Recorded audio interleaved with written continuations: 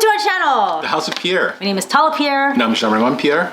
Today we're talking about foundations. There are two major foundation types. Slab on grade, slab, which is flat ground, and pier type foundations. And pier, which are, just think of piers like you see on the ocean. Pier 39. Yes.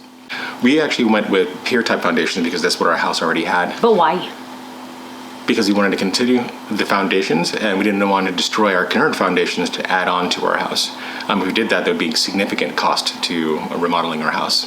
Also be a new build, not a remodel. But I thought it was because of the soil. So you had to have a soil engineer come. That as well. We had a soil engineer come out and determine what type of pier we needed to for our home.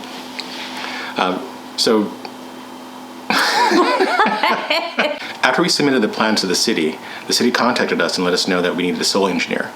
Soil engineer. Soil engineer. They do exist. When they came out, they drilled a huge hole into the ground.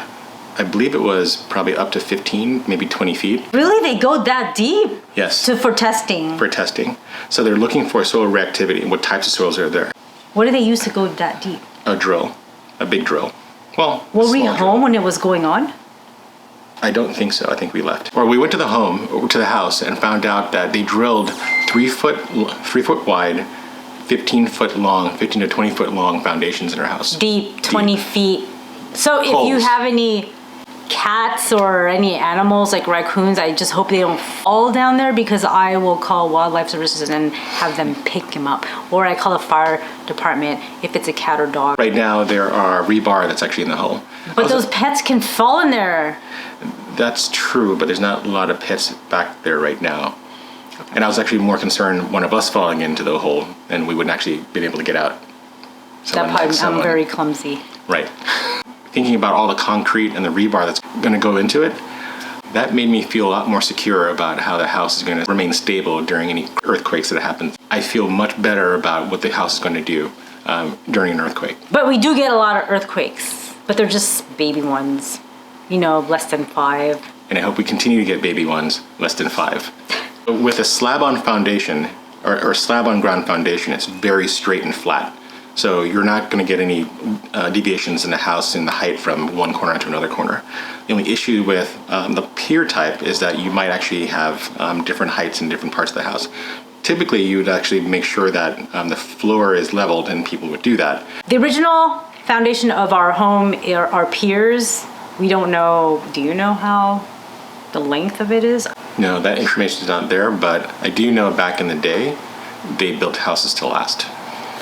So back in the Hewlett-Packard time period, because I'm not sure if you guys know, but Hewlett-Packard HP was founded here in Silicon Valley. They started building like suburban homes for more employees, and our neighborhood, all those homes are basically HP homes. Originated.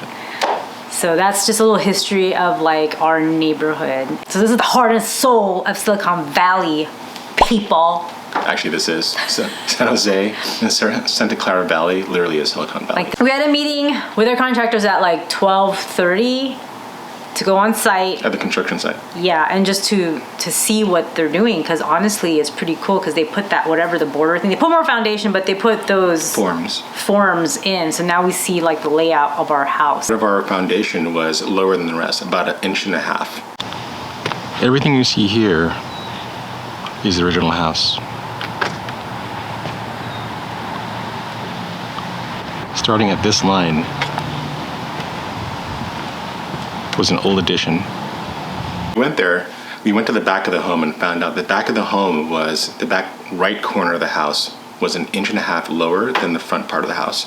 And the back left corner of the house was 3/4 of an inch lower than the rest of the house. With that said, we have to make sure that there's a plan, which our general contractor has not told us about, of how to fix and mitigate that unevenness. It sucks that during renovations, even when you like tear it down, that you find issues and then you have to dish out more money to fix it. And I'm hoping this is a small fix, but they haven't really told us anything yet, right? Right. Of our options. Well, they did tell us a couple of options, but we don't know what options are actually realistic based on the inspector coming through and kind of understanding the proposed options and determining whether or not we will be able to implement them without actually changing the remodel to a new build. Issues like this, which is why they always say that you want to make sure your budget, you keep 20 to 30% above that budget just in case for each of these little anomalies.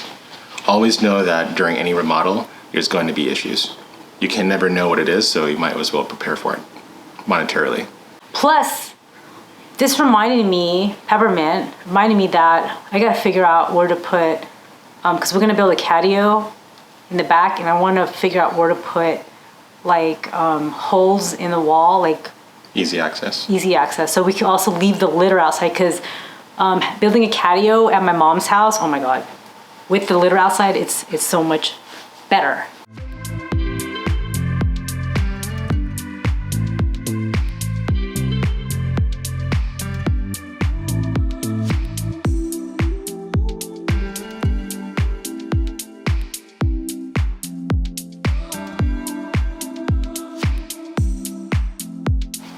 Right, Peppo?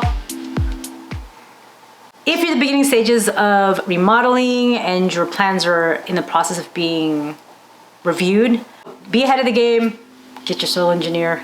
And thanks for watching, everybody. Hope you have a wonderful day.